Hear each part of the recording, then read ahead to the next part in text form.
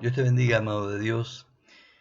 Quisiera compartir contigo un mensaje pensando en el mes de julio, que es el mes donde se celebra el Día del Amigo.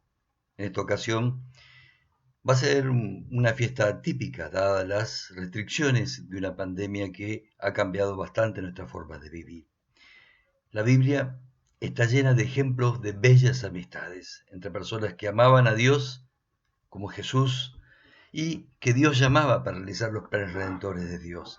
Él, por ejemplo, escoge a 12 personas para que estuvieran con él, como dice el Evangelio de Marcos en el capítulo 3, verso 14, para que caminaran juntos, le conocieran y descubrieran a través de él cómo ama Dios a aquellos que llama y también a aquellos que está buscando para que sean parte del rebaño de Dios, la familia de Dios. Ahora, la iglesia es esto. No es una organización, no es una religión, sino es una familia de personas que han descubierto que Dios es alguien que les ama, les busca y les llama a ser parte de una familia especial que no tiene ni fronteras ni ciudades, pero lo que tienen en común es a Cristo el Señor. No pasó mucho tiempo que ellos fueron descubriendo que Él, además de haberlo escogido para que estuvieran con Él y enseñarles el reino de Dios, también los escogió para enviarlo en misión, para que otros supieran que se podía vivir en compañerismo o amistad con Dios y también en compañerismo y amistad unos con otros. Esto lo hizo mandándolo primero de dos en dos, a los 12 a las aldeas, luego a los 70, y le pidió que no se quedaran en distintos lugares, sino en un solo lugar, en una sola casa, que no fueran de casa en casa como hacen algunas sectas. El Evangelio es un Evangelio relacional. Por eso es importante el tremendo desafío que enfrentó la iglesia desde el comienzo, porque estaba compuesta por personas diferentes, de trasfondo religioso diferente, de trasfondos sociales diferentes y aún culturales. Aún los 12, que era un grupo que pasó por crisis antes de poder consolidarse, tuvo que pelear y encontrar y descubrir que en Dios es posible ser uno y tener la mente del Señor. En Romanos 15 el apóstol Pablo aborda este tema tan importante de la amistad en el Señor. Principios para relacionarnos para que podamos ser iglesia en el sentido y la perspectiva que Dios tiene. ¿Por qué a la gente le cuesta relacionarse? Aún a algunos creyentes.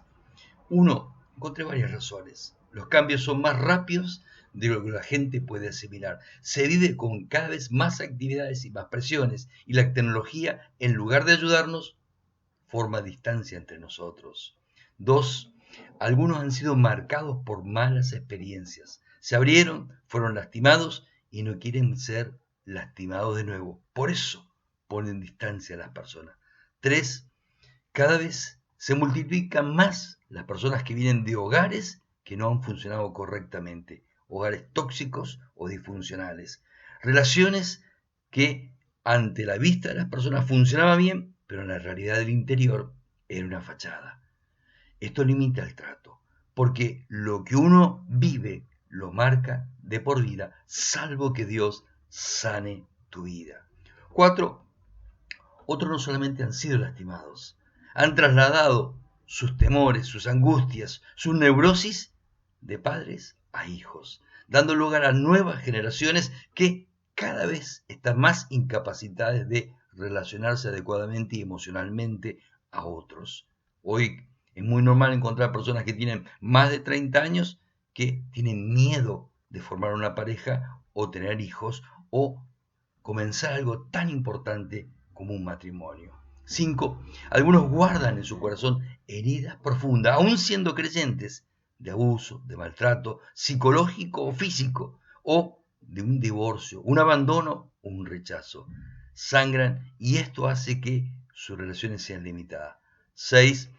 Algunos guardan cosas que no pueden ocultar a los ojos de Dios, pero sí, poniéndose una fachada, la ocultan a los ojos de los demás y se aíslan. Son personas generalmente retraídas y tímidas que tienen en su interior una tormenta que solo Dios puede calmar. 7. Lo cierto es que la iglesia tiene el desafío de tratar con personas que les cuesta relacionarse, que por diferentes circunstancias uno debe respetarlas, tratando de amarlas, pero a la vez tratar de enseñarles que en Cristo sus vidas pueden cambiar y ellos pueden entregar lo que hay en su interior, lo que han guardado, lo que han pasado, lo que han vivido, para que Dios obre en ellos. También es importante comprender que podemos, por nuestra falta de fe o el apego a lo que tenemos viejo, limitar o coartar a Dios. No porque nosotros seamos más fuertes que Dios, sino que Dios no es que nos respete, sino sabe entender si le permito o no hacer su obra en mi vida. ¿Cuál es la recomendación paulina para ser familia de Dios? Él va a dar varias razones en el capítulo 15. Primero, Pablo entiende que la tarea de bendecir a otros con la amistad no es tarea que todos pueden hacer.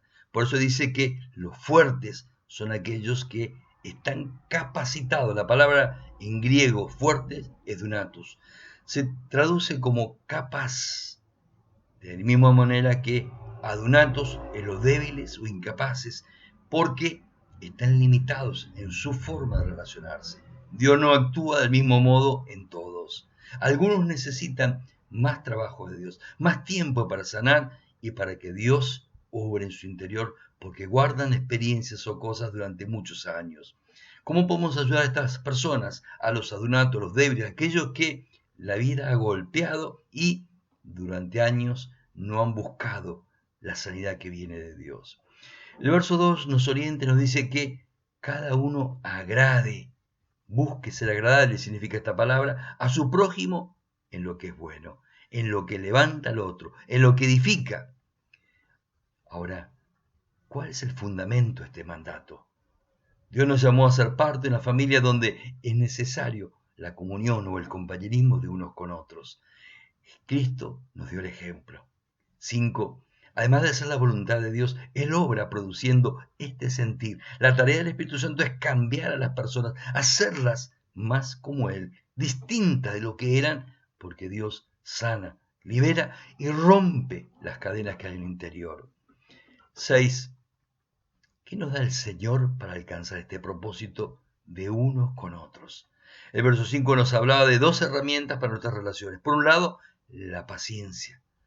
Aquí la palabra significa en griego aguantar alegremente o en forma esperanzadora. Y 2, el consuelo. La palabra consuelo es una palabra compuesta en griego que es para al lado klesis, llamado. Cuando nos fallan o nos lastiman, la palabra concede aquí implica que debemos quererlo, debemos pedirlo. No es algo natural, sino que viene de Dios. Cuando Dios trabaja en una persona, ésta siente el deseo de abrir su corazón a Dios y de buscar ayuda. Aquellos que no lo hacen están mostrando que están trabando o contriñendo al Espíritu Santo. 7. Hay un propósito celestial en esto.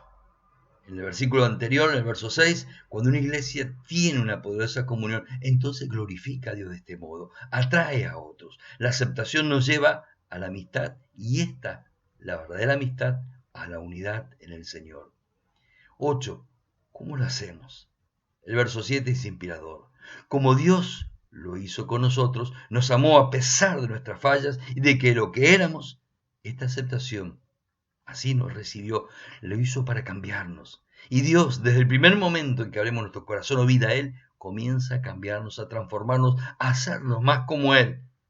Significa tomar de uno mismo. Este es el cambio que Cristo comenzó y está en marcha en tu vida y en la vida de todos. También en la de aquellos que tienen mucho tiempo o aún lideran en el Señor. ¿Por qué?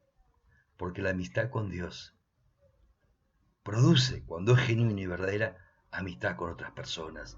El que ama a Dios, ama a otros. El que es amado por Dios, es transformado. Que tú puedas conocer este amor. Y si aún no lo conoces, puedas hacer una oración diciéndole a Dios, derrama tu amor, tu amistad sobre mi vida. Porque Él desea hacerlo, pero está esperando que tú, de corazón, se lo pidas. Dios te bendiga.